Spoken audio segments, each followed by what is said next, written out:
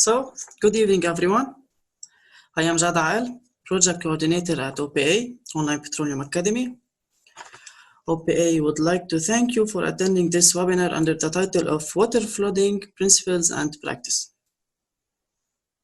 First, OPA would like to thank the societies that have collaborated with us, that are SPE BAU Student Chapter, SPE LU Student Chapter, SPE LU-Roumieh Student Chapter, NDU Petroleum Engineering Society, Phoenicia University Student Chapter, AAPG LU Student Chapter. So, before we start, I would be glad to inform you that certificates from the last session under the title of Rig Familiarization and Drilling Functions have been sent to you by email. If someone didn't receive it, please inform us on Instagram. So, now I will inform you about the agenda for today's session. First, Isam, that you met last time, will be answering some common questions from the last session's feedback. Then, Engineer Karim Majdi, who is a reservoir engineer in GAPCO, will conduct the technical session. So, I will leave you with Isam. Isam, the stage is yours. Tfaddal. Thank you, Jad. Good evening, everyone. Please, if you have any problems with the sound, please type in the chat. I hope that you are copying and listening to me very clear. Good evening, everyone. I'm Isam Hilmi. I'm a project coordinator in Online Petroleum Academy, OPA. I'd like to welcome each and every one of you for today's webinar titled Water Flooding. Today, I will introduce to you OPA in a way that is different from the one that Engineer Karim introduced to you last webinar. We have got a lot of questions about OPA after the first webinar. I will try to answer some of them for now. And absolutely, if you have any questions for next times, we will be more than happy to answer them. The first question is, can your courses in OPA help me find a job? That's actually a very good, important question.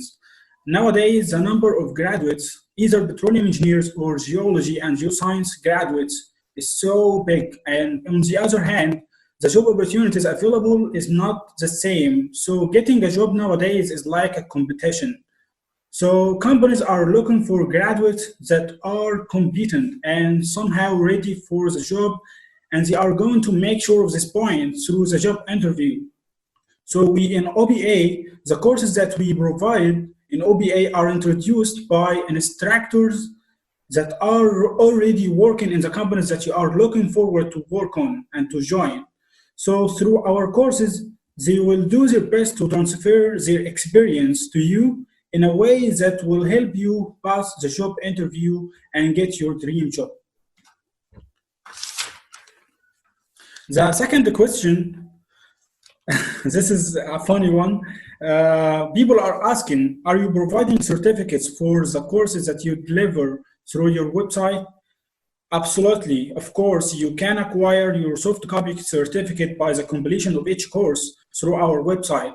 And if you need a hard copy of the certificate anywhere all over the world, we will be able to send it to you. You just have to pay additional fees for the delivery.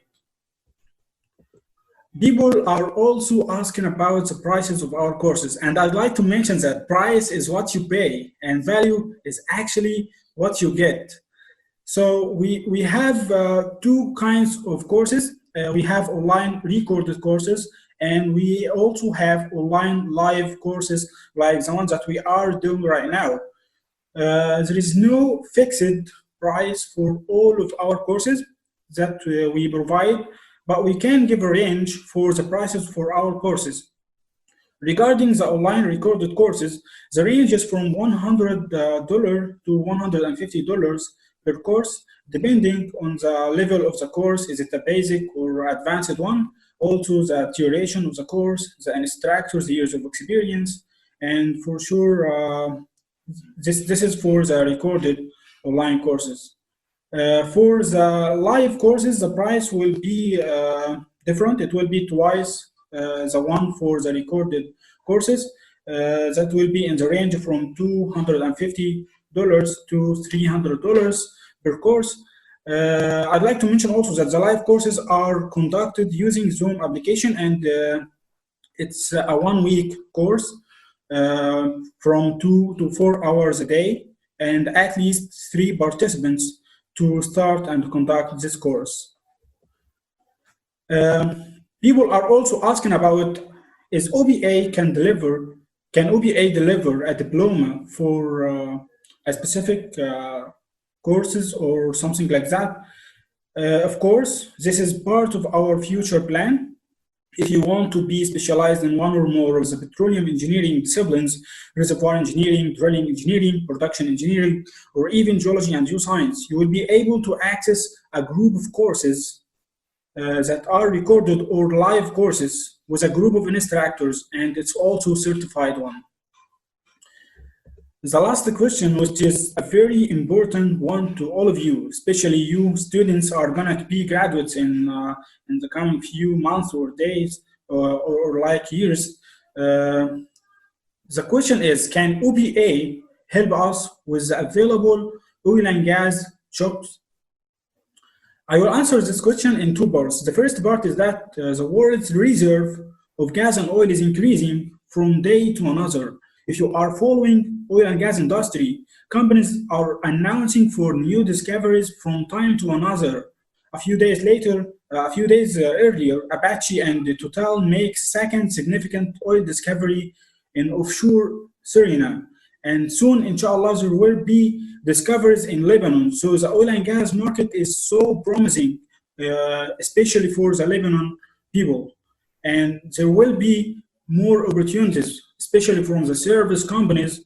The second part for that question is that we in OBA have connections with so many companies, and we will be more than happy to let you know that these opportunities are available, and we will be also happy to recommend the competent people that are following us.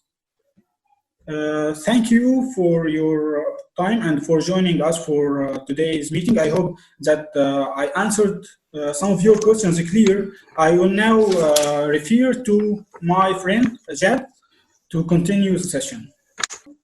Engineer Karim will start the technical session. Mr. Karim, the stage is yours. اتفضل. Okay, thank you. Good evening, everyone. Thank you, Jack, for your efforts from Lebanon OPA team. Also, I want to say thank you for Hassan, OPA Egypt team. And in the background, I want to say thanks a million for Omar Hamid from OPA Lebanon team. For all of you guys, I'm very pleased and very excited to be among you today to give you a little very important, interesting session about water flooding. So please give me just a moment to share my screen. And please, if you can hear me well so far, please type 1. Okay, so let's start. Inshallah, during this from a 40 to 50 minute session, I will go through the water injection and water flooding. But before starting and going deep into the details, let me ask you a question to, just to test your general information in oil and gas industry. Just a funny question. Okay, guys. So I think you are all familiar with the OPEC organization, and you are all aware with what's going around the world for the oil and gas industry. So my question is, if you know the answer, just type it in the chat, and I can see all of you. Okay, so for sure, there is no souvenirs. We may give you $1,000 as a gift. Okay, so actually, what are the number of countries enrolled in the OPEC organization? Again, the question again, what are the number of countries enrolled in the OPEC organization? I'm waiting for your answers. Oh, it seems you are a juror in oil and gas. Oh, wow. 13. Okay, very good. Very good. So, okay, let's see together. Yeah, it seems you are right. Actually, there are 13 countries enrolled in the OPEC organization. Omar Hamid from OPA Lebanon team, he can post his answer in the chat so that you can know exactly what are the countries. Thank you, Omar. Thank you. Algeria, Angola, Congo. Yes, yes, Iraq. Very, very good, very good. Just to break the ice before going into our interesting session, water injection. So, okay, water injection or water flooding, maybe the same concept.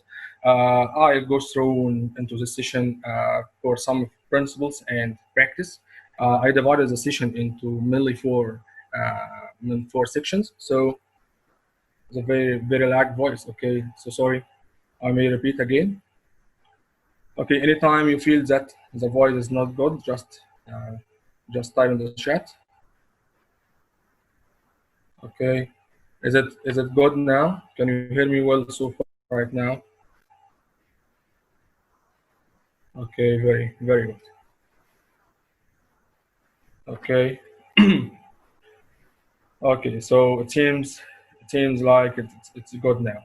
Okay. Anytime you can type and I can stop and repeat again. Very good, very good, very good. Okay. Okay, so I'll talk about some principles and the practice in the water injection. Actually, the water injection or the water flooding, the same term, is one of the main aspects of reservoir engineering. It's a very important topic, a very interesting topic. There are many concepts and disciplines regarding the water injection. The water injection is applied in many areas around the world.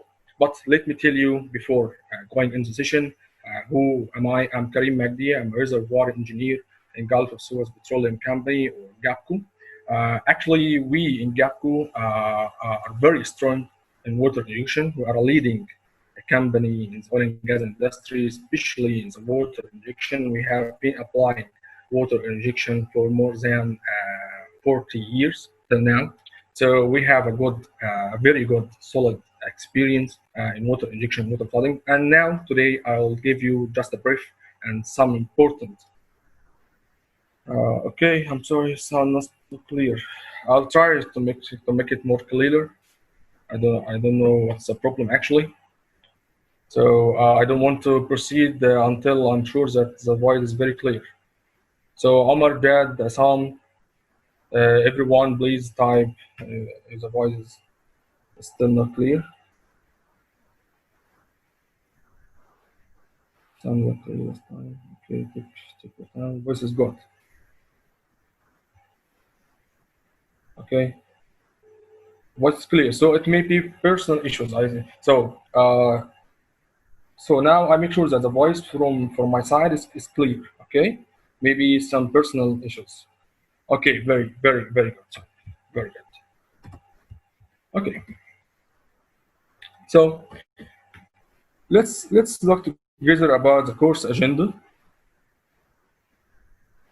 So if you gonna study or look about any water injection project or water flooding project, you have to think in three different types. You have to look at three disciplines or three aspects. Okay, the reservoir scale, this is the first one, the well scale, and the surface scale. So I think you are all familiar with the terms of reservoir, well, and surface. So for water injection, you have to think about these three items: reservoir, the well, and the surface. So for the reservoir, so this is a very long course and very comprehensive course. It may take about 10 hours, so it can be divided into two courses. Each course is 5 hours to cover all of these concepts and aspects for the reservoir and well and surface. So for example, for the reservoir management, we have to be familiar with the displacement efficiency, the conformance management, the pressure management. These are just examples, but the reservoir management have a lot of concepts to be discussed. And for the well performance, you have to think about sand management, the water shutoff, the scale management. Okay. Okay. So yes, can you hear me well so far right now? There are some people who are still complaining about the voice. Okay, very good. So let's continue. So, and the third part is the surface facilities. The surface, I mean that the water injection lines, the pumps. So you need to look at the lines design, the separation, how you're gonna separate your water, injected water, to the oil you're gonna produce. What are the performance of the pump? So all of these concepts and outline are just examples for the reservoir, well, and surface management. Okay. So in our session, and as I'm a reservoir engineer, so I will focus in the reservoir management. And as I said, as I mentioned before, the reservoir management is very huge and has a lot of concepts and disciplines to be covered in the water injection. But today, I'll try to be more practical and give you, the main three questions you need to think about, or you need to be prepared for any interview, or even if you are already a reservoir engineer in a company, and you may be asked these three questions, and you have to prepare your answers and look at your data to have a solid answer for these questions. Okay, so our session today will be the introduction, which is the first part, and the three main questions, which are the three other parts of the three sections. After each section, as Jad and as I mentioned, you will be free to ask any question. For sure, I will not be able to answer all questions. So guys, Assam, Omar, and Jad can collect the questions. I may ask 2 or 3 questions depending on the time. Okay. Okay. So the first thing is that I know that most of you are the same level. Maybe they are students, maybe they are professionals, maybe undergraduates. Okay, so or even for the students or undergraduates, or maybe people who it's the first time to hear about the water injection, and on the other hand, people know somehow about the water injection. And I believe that there are some people have a deep knowledge about the water injection. So anyway, I will not go deep into the basics. Okay, I just give a brief about the importance of the water injection, what is water injection, and directly I will go to the main three questions, so not to waste our time. Okay, so simply the water injection, the water flooding, it's a process of injecting compatible water under pressure into your reservoir. What is the target? Just to increase the oil recovery. What is the target of the oil and gas industry in general? Just to produce oil, just to increase your oil recovery. So as you can see in this simple animation or simple graph, you have 2 wells. Simply, this is injector well. Yeah, you're gonna inject water. So you will drill wells, or you will convert some of the already existing wells. Please, there are some guys still using the pen. Please stop it. Okay, so this is as a schematic, a simple schematic illustrating how is the process of the water injection. Simply, you have wells, we call it injector wells, and we gonna inject water into this well. So this water will go onto the well, to the reservoir, till reaching the producer. Okay, so they gonna produce and they gonna sweep, they gonna flood oil in front of it, till producing it from our oil producer wells. So is it clear? I think it is simple and clear. Okay, so how can I increase the oil recovery from the water injection? Please look at this chart on the left, which is the field flow rate with time, and I think most of you are familiar with this chart of graph. That in the reservoir we have 3 main types of recovery. We have the primary recovery, the secondary recovery, and the third or tertiary recovery. Okay. For whom may not be familiar with this concept, I will go quickly through it. So the primary recovery, it is the natural energy, the natural pressure of the reservoir. Okay, you didn't make anything to the reservoir. The reservoir is producing with its natural energy, and as you can see, you will go to the peak. You will reach the peak here. Okay, for the primary recovery, and you're gonna decline. That's it. Okay, so if you didn't take a decision to enhance your reservoir, to pressurize your reservoir, to how to energize your reservoir again, so that you become strong enough to produce more oil, you're gonna lose oil. So if you're gonna take the decision, we call it the secondary recovery, which is okay. My voice is far. I think it's clear now. So we call this the secondary recovery. So what is the relation between water injection and the secondary recovery?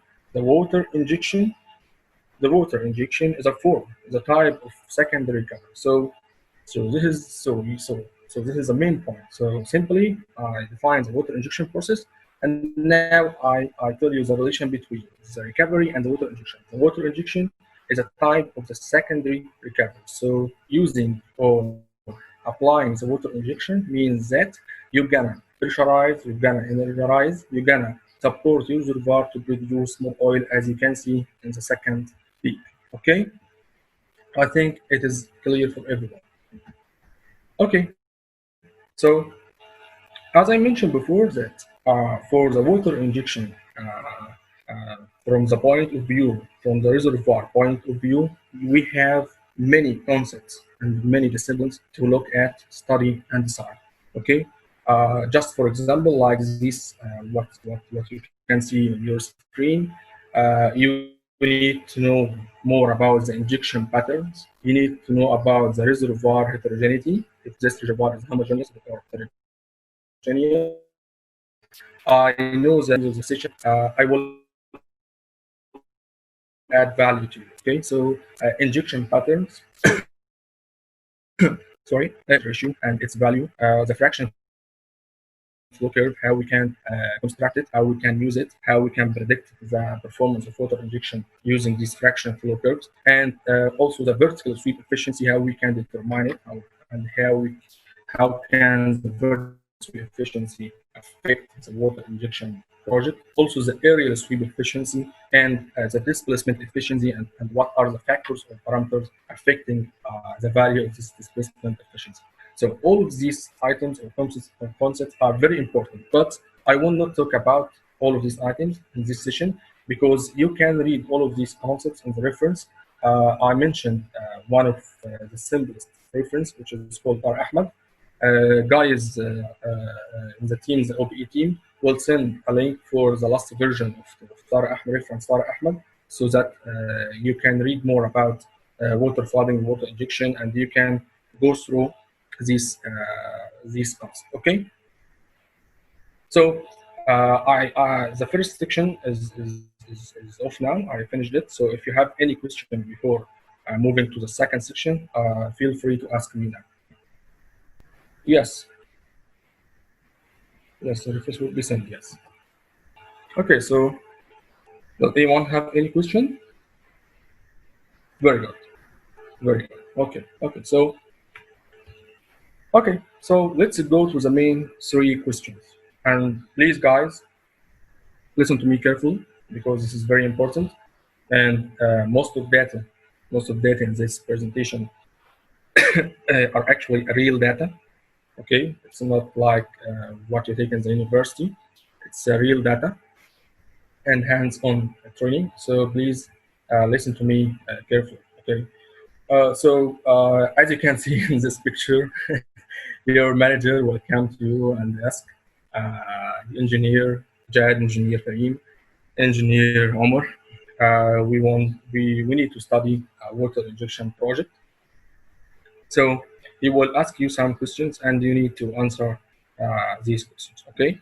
So the first one, like, what is the optimum time to start your water injection project? The second one is like, okay, so after we start, how much water or how many barrels of water do you need to inject into your reservoir? Is it unlimited? Guys, please, again, someone who's using the pen.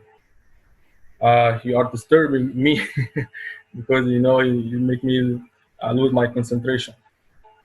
Thank you. So the second question is, how many barrels of water do you need to inject into your reservoir? Is it unlimited? Is it limited? What are the factors affecting this amount of water? And the third question, you have been applying the water injection project for example, 10 years or 15 years, and he will come to you again and ask how to monitor, how to evaluate the effectiveness of your water injection project. Okay. I know. Let's a question after each part because each part is not too long. Okay, so you will not forget your question. Just type it down beside you in your note, and you can ask it in the free time. Okay, I will let you to ask after each section, which is after each question from the three questions. Okay, so let's start with the first question. Okay. Okay, you're using the pen to type. Sorry. Okay, I accept your apology. So please raise it. Thank you. Okay, very awesome. Okay, so please look at this chart. This is very one of the most important charts in our work. Okay, which is a pressure chart. You can see at the y-axis left, this is the pressure, and on the x-axis, this is the date. So the date is almost accounts for about 35 years. So it's 35 years, okay? And these points, which you can see is the scattered points, these are the reservoir pressure recorded for each single well, okay? Again, so these shapes or these triangles and are the pressure, the reservoir pressure, or what we call static pressure, the reservoir pressure for each single well, okay? Okay, so the bubble point, this is very important to include it in this chart. Why? Before answering why this is very important, let me remind you what is the definition of the bubble point. If there are some people who are not aware what is the bubble point, because it is very, very important in answering the question regarding when to start injection. So please remember this Pepsi can, okay? This is a Pepsi can. I know you are now very stressed and you may leave the session now to have something to eat or drink. Okay, but please keep with me. Okay, so what is the relation between the Pepsi can and this bubble point pressure? Okay, so you have your Pepsi can, you have gas dissolved in your Pepsi can, and once you open the Pepsi can, all of us will hear sound like shh. Yes. Why this shh? Because now the pressure is decreased and the gas is evolved from the Pepsi can. This is the same concept regarding the reservoir and the bubble point pressure. You have a reservoir at initial or at certain pressure.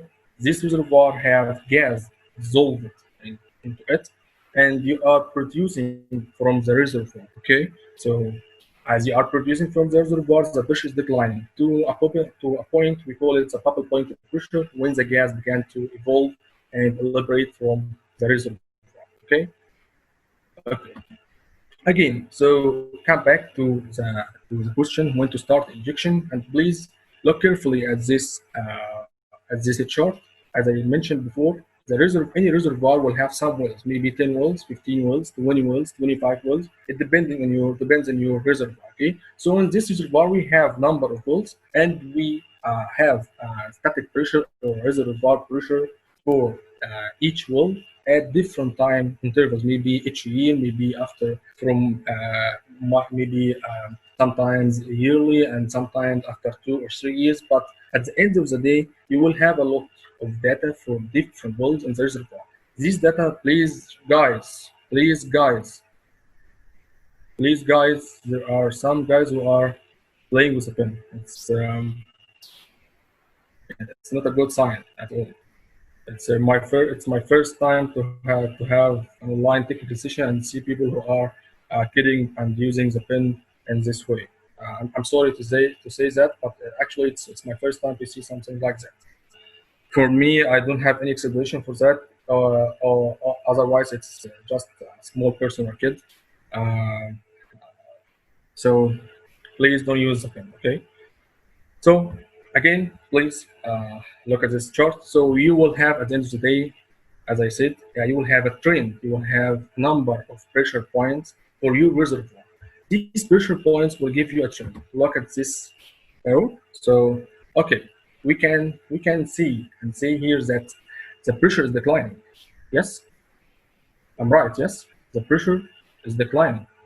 So as you can follow this arrow, you will see that the pressure as you are producing oil from your reservoir this time, the pressure is declined. So the question now is, what happens? So what happens when the pressure is declined? Okay, so losing your reservoir pressure, it means that you are losing your energy. So your energy is removed from your reservoir.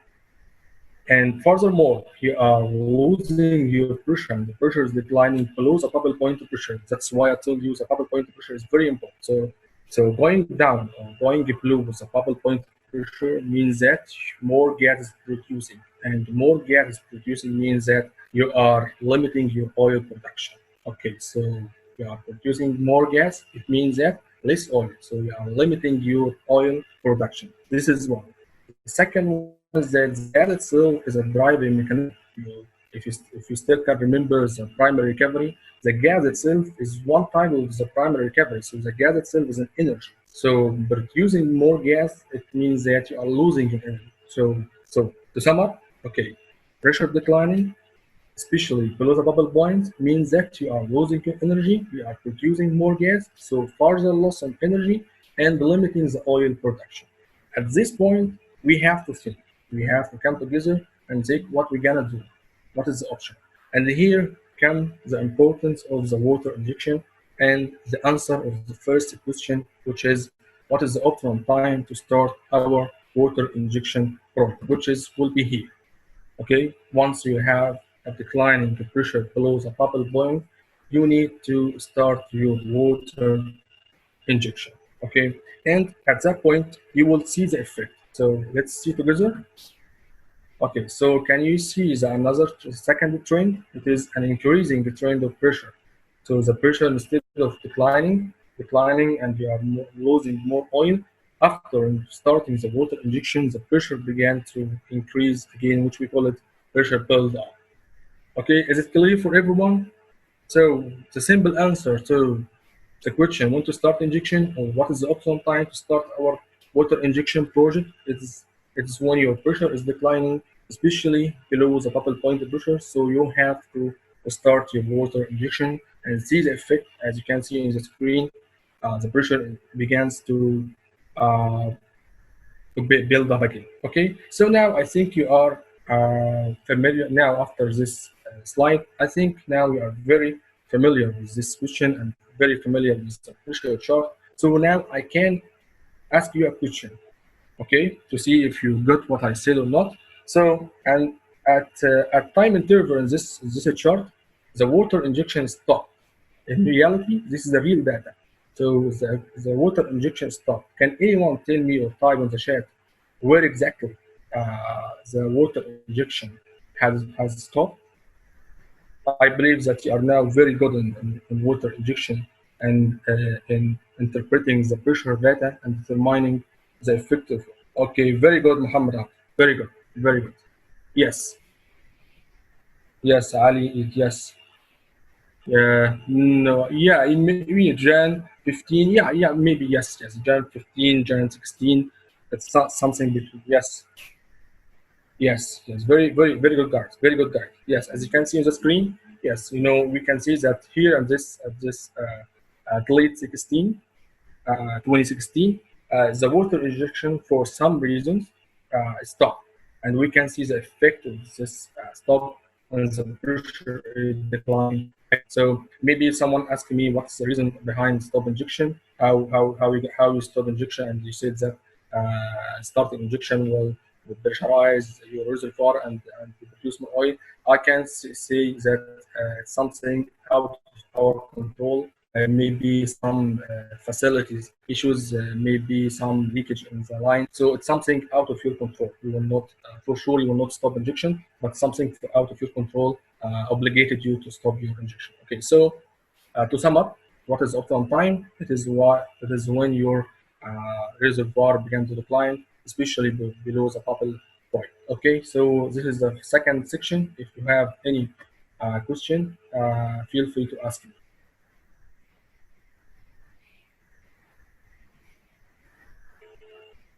No, it's not a rule of thumb. No, it's not a rule of thumb, but commonly used. There's a paper, tracking the water injection projects around the world, and it said that around 70 or 75% of the water injection started at near the bubble point pressure. Bubble pressure will always be constant. No, we consider it as constant from the PVT, but actually, uh, after, especially when you go down below the bubble point, okay, and if you're gonna return back to your pressurized reservoir, you will have a different bubble point. This is a very good question. Any more questions?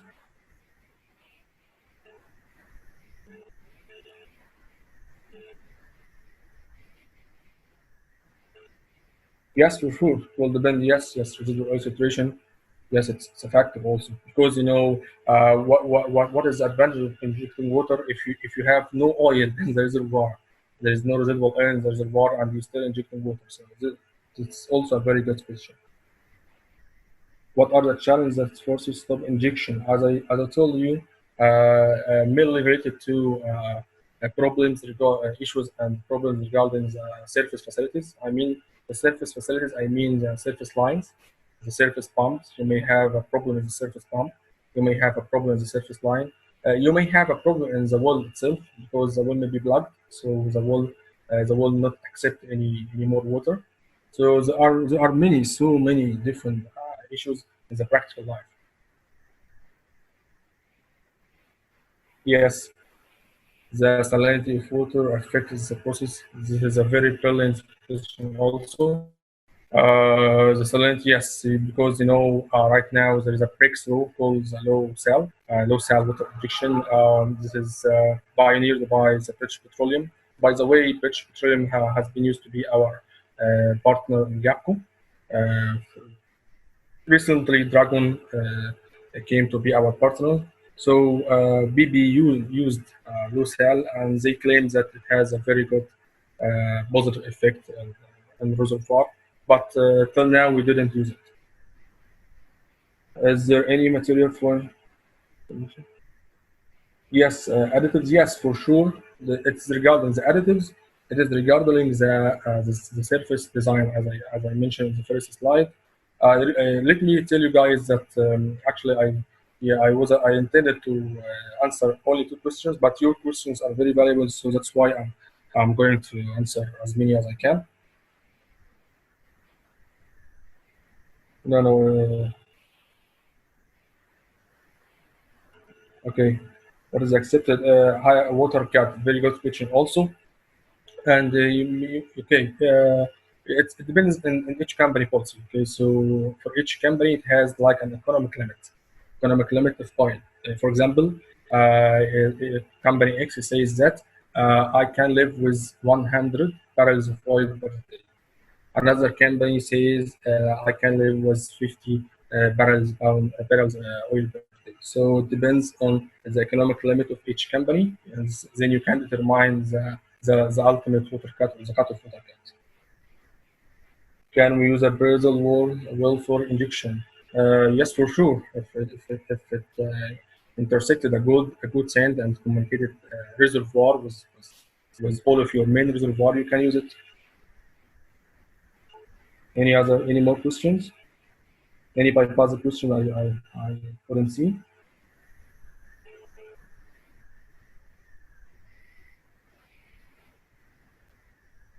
Okay. Yes, for the pressure margin, I will tell you about it right now. Okay, I think there is no more question. Okay, very, very, very. So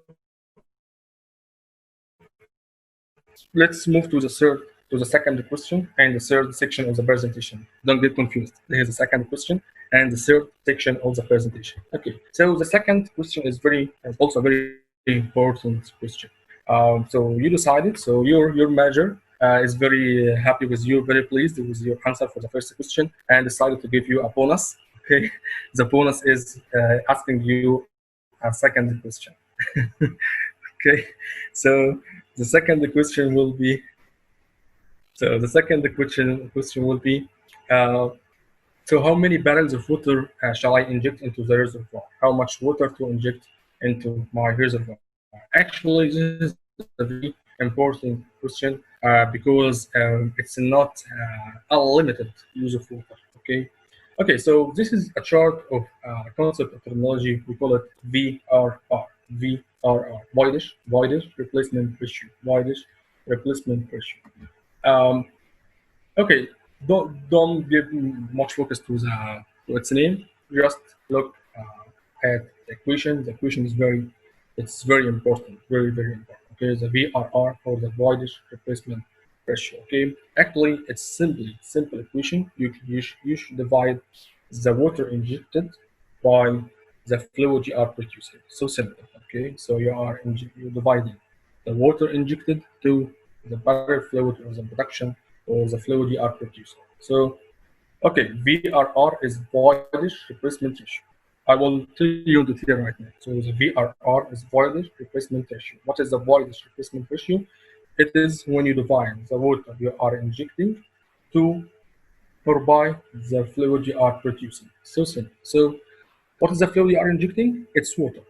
Very clear. So what about the fluid you are producing? There are three phases. You are producing oil, you are producing water, you are producing gas. Okay, so you should account for all of this: water, oil, and gas. When you're gonna divide the injection to the production, you have a term called VR. So let's see an example.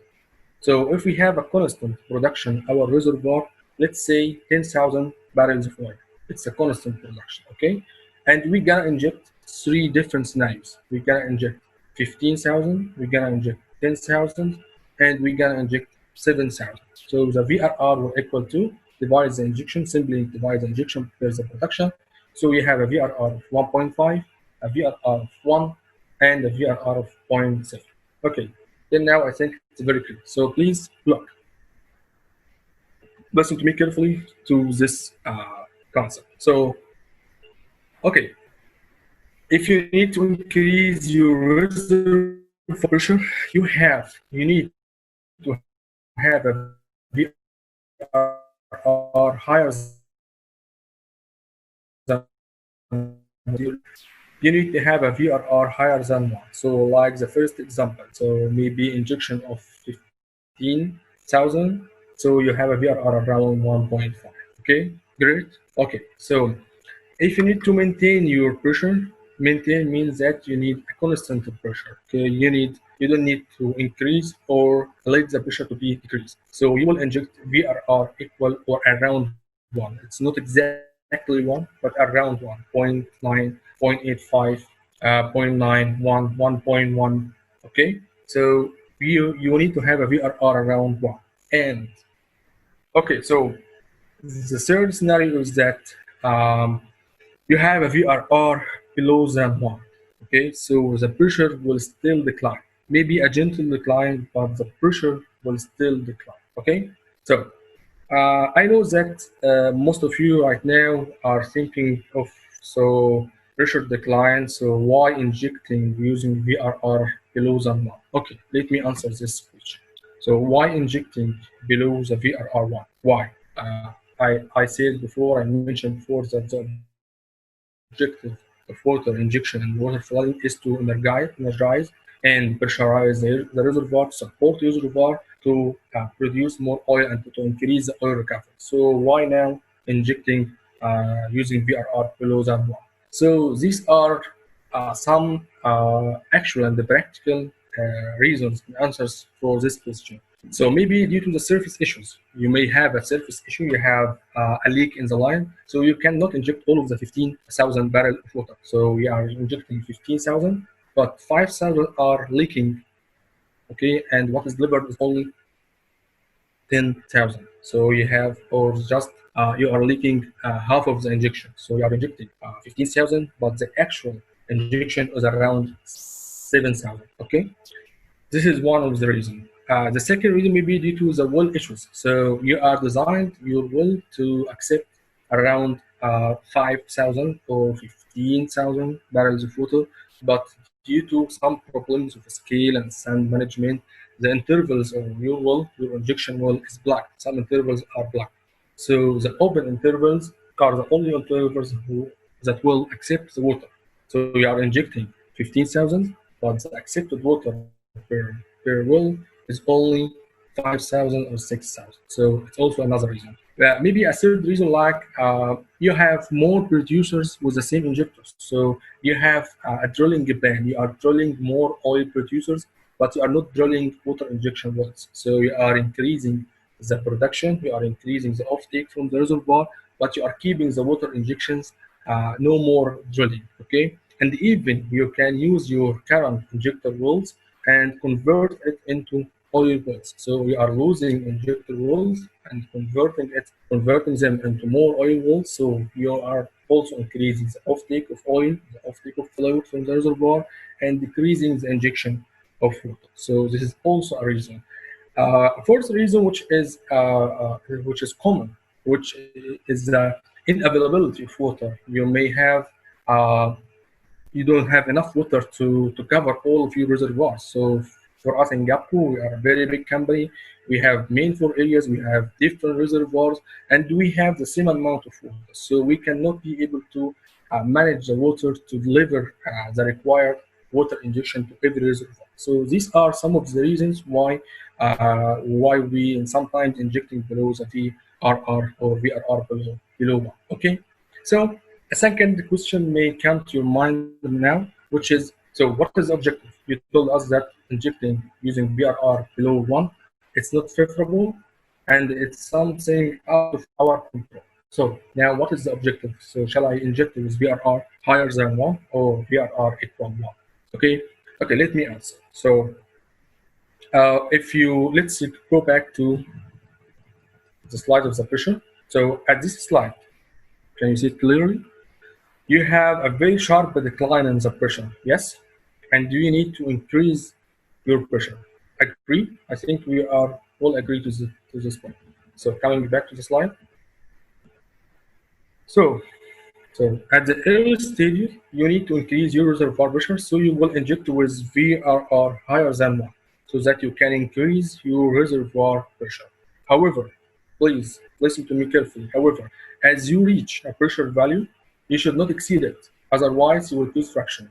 So you will not injecting using VRR higher than 1 for the end of life. No, you're gonna use VRR for some time, just for a purpose, just for an objective, just to increase your reservoir to a certain value. After this certain value, you have to stop and you begin to maintain your reservoir pressure, so not to lose fraction. What happens when you make fraction in the reservoir? You're gonna lose your water.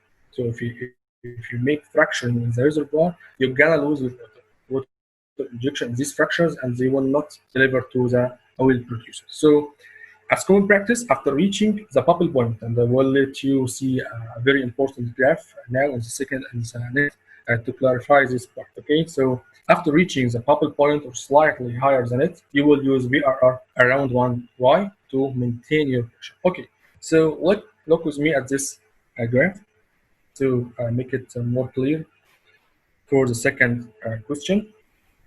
Okay, so look at this. This is, as you can see, the red line is the pressure, and the left axis is the rate, the right axis is the pressure, and the x-axis is the rate as common. Okay, and also we have here the bubble pressure, as I mentioned. It's very important to attach it to the graph. So look at this dotted blue line, vertical line here, which is the beginning of the water injection. As we answered the first question, we need to begin injection. As we can see, the pressure is very declining. As you can see, the red line, the pressure is very declining. So we're gonna start injection. So let's go to the second question, which the manager asked you, how much money or how many barrels. Okay, very good. So as I told you, as I mentioned, and at the early stages of the reservoir, you need to energize, you need to pressurize, you need to increase rapidly the pressure of your reservoir. Okay, so you're gonna inject using VRR higher than 1. At this actual real case, this is an actual real case, it is VRR around 1.8, 1.7. So it's higher than 1. Why? To increase the pressure of the reservoir. But however, as I told you, we are not going to use this VRR along the lifetime. Because what? Because if you're gonna use this VRR, we're gonna fracture the reservoir. So we agreed to, after reaching the bubble point, or a bit higher than the bubble point. So the bubble point is around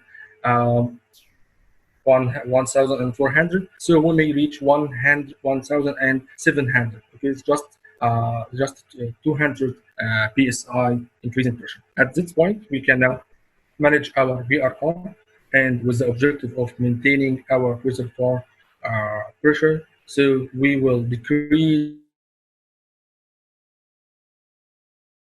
Initially started with higher injection rate, and after reaching a point that is a bit higher than the bubble point, now we decided to decrease our injection rate and maintaining a VRR around 1, just to make a maintain for the reservoir pressure, or a slight increase and the reservoir pressure. So I think it's clear for everyone. Before moving to the last section, which is the fourth section, again, is someone using the pen. So before moving to the last section, you are free to ask me any question. We just need just 10 minutes to finish our presentation. So any questions regarding the second part or the third section, which is how much water? Any question, guys?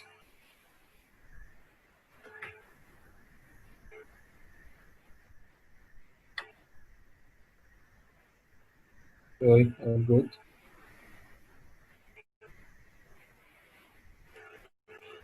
Could please repeat? We are all less than one. Okay, we are all less than. Okay, let's go to the presentation. Please, guys, who's using the pen, I don't know what to say to him actually.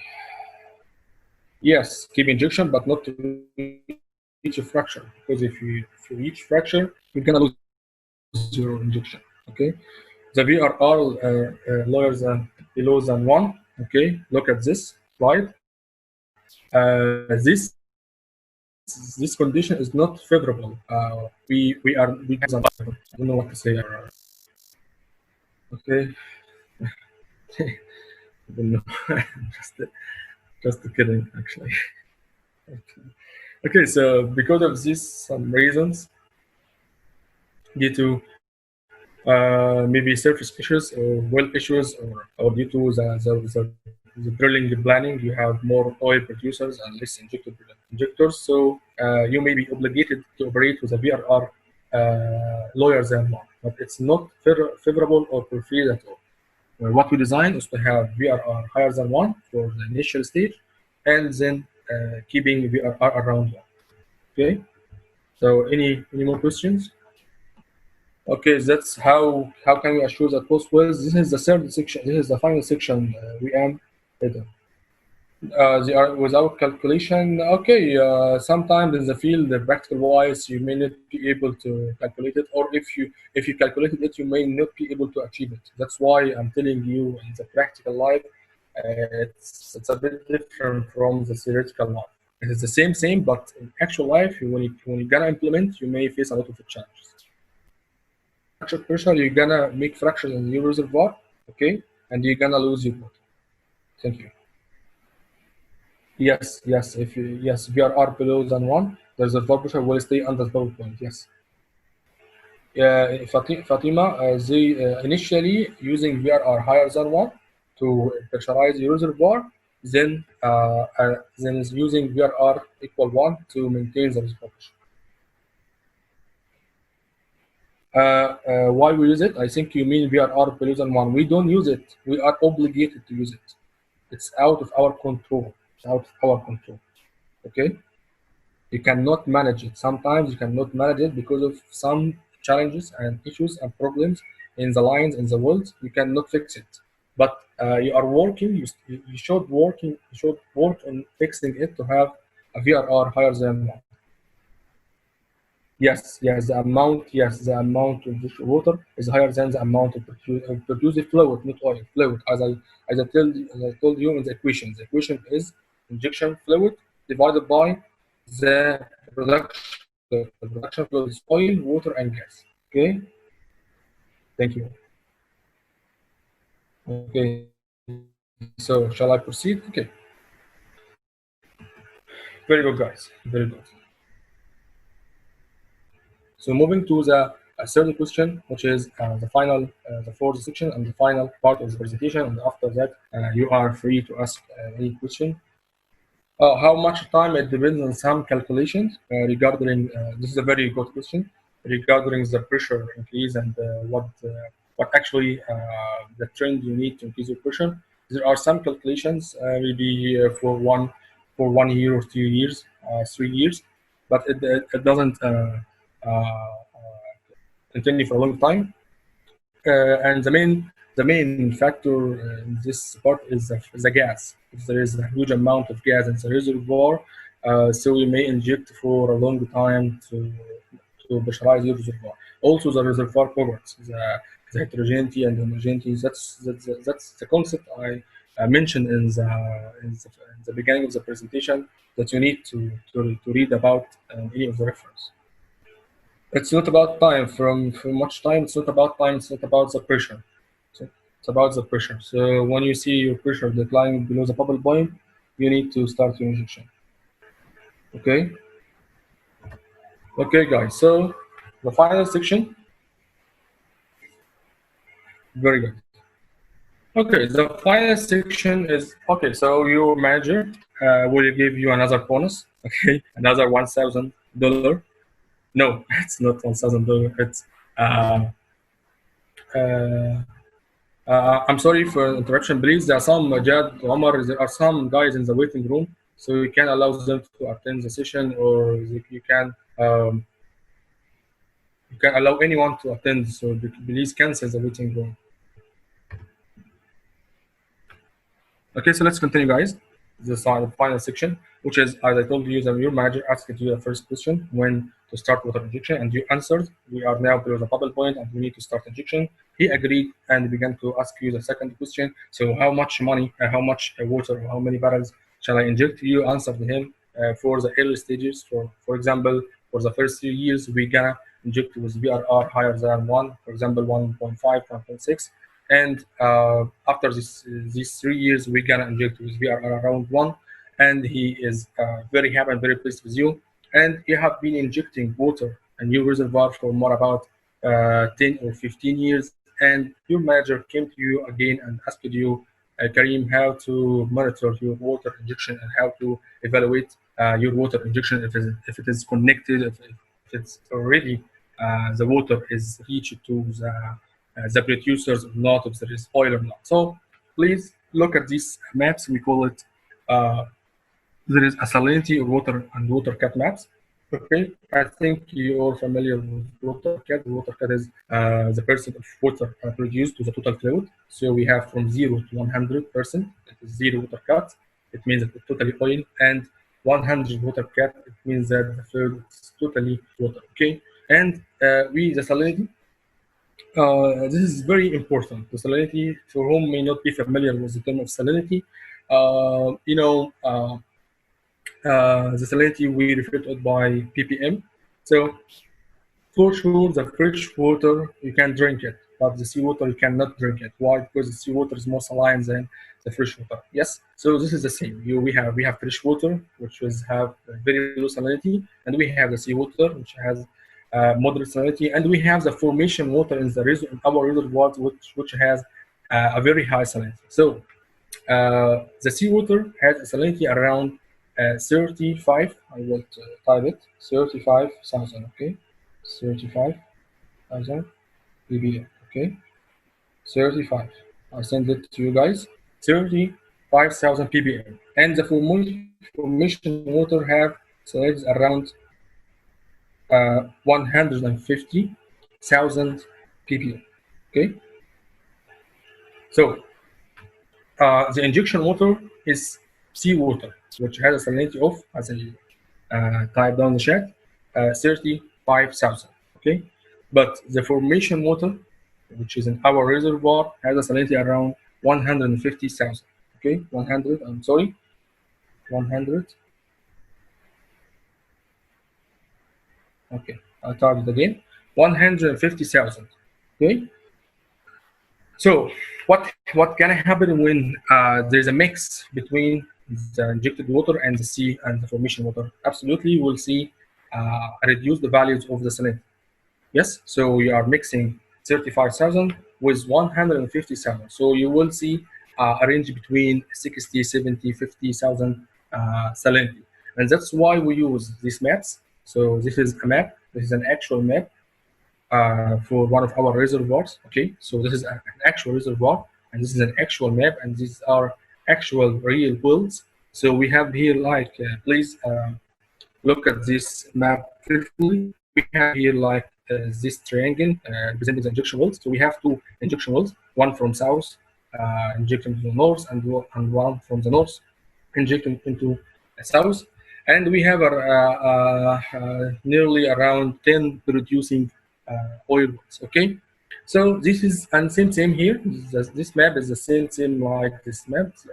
There are two identical maps, one for the water cat and one for the salinity. Okay, how can I see monitor the water injection? So simply you are injecting water. So or these wells are connected. Some of you guys asked this important question: how to make sure that the wells injection and the producer are in connection. So you have to see this map, my friend. So you can see clearly the blue color, the dark blue means that high water cut. Going down to the green color, it means that lower water cut. So you can see that the two injected wells, one from south and one from north, are sweeping, okay, are sweeping oil into the center. Yes, and all of area around these injectors are blue in color, which means that they have higher water cut. So what is the reason behind this water cut? What is the source of this water? It's definitely the water injection. Okay, and we can confirm this point by the salinity. So going to the right, to the left map, you can see the salinity. The yellow color means that very low salinity or low salinity, and the red color means that high salinity. So as I told you, mixing seawater with the formation water. So the more injection, the more that the formation water salinity will go down to the seawater salinity. So you will see very low or low values of salinity, and this is what we definitely see around the injectors. So around the injectors, which is injecting water with low salinity, you can see that the color is yellow. As I told you, yellow means that low salinity. So same thing, you can see from the water cut maps and the salinity map that around the water injection toward the central, you can see blue colors which represent higher water cut. In other words, it means that the injection already is effective and water is transferring or moving from the injector to the producers. And on the left chart, you can see confirmation by the salinity that the salinity around the injectors are low. It means that there is water here, there is seawater here, there is injected water here, and also the central part seems like its color is in red. It means that higher salinity, which means that still oil here in the center. So if not clear enough, please look at the following charts. It will get you the idea, maybe more clear than the map. The main difference, the only difference between these charts and the map is that the map is used by, as an engineer, I contacted the geologist and give him the values of water cut and the salinity, and tell him, please give me a map. This map is only for one time step. I mean that these values of water cut and salinity may be for only 1 year. For example, let it for 2019 here. So these values are only for 1 year. But these charts, as you can see on the x-axis, you can see the date for around 20 years. So you can see a trend. So the chart will give you a trend. Okay, the chart will give you a trend. So what we're gonna see from this chart, you can see that. Look with me at the left chart. You can see that this vertical blue line, which representing the start of injection. You can see that there is here a trend of water cut increase. So what does it mean? It means that you have an injection well, you have injected water. These injected waters are communicated with your oil producer wells. It means that the producer wells and the water injection wells are talking to each other. They are all seeing each other. Okay, and also in the right chart, you can see that the salinity. So here, if you're moving to salinity, you can see here a low water cut, the circle, and later on you can see a higher water cut. So this is a good and very direct indication that you have injection in your reservoir. And on the right chart, you can see the salinity, as I told you at the beginning, before injection, it was a high salinity around 130, 140, depends on your reservoir. And later on in the late life, after a period of water injection, you can see that your salinity is going down around 50 or 60,000 ppm. So in this session, I went through the introduction, what is the importance of the water injection. I go through some concepts, but I didn't talk about them. And I preferred to answer 3 of the main questions regarding to water injection. What is the optimum time to start your water injection? how many barrels of water you're gonna inject into your reservoir, and the third one, how to evaluate and monitor water injection to say that it's we have an effective water injection or not. Guys, I shall say thank you for your attendance. Thank you for showing interest. Thank you for showing commitment. I'm really pleased and happy to be with you today, and I hope I will see you soon, inshallah, in different and many sessions through our OPA. And also, I want to repeat my thanks to OPA team in Lebanon, Omar and Jad, and in Egypt, Assam. Thank you very much.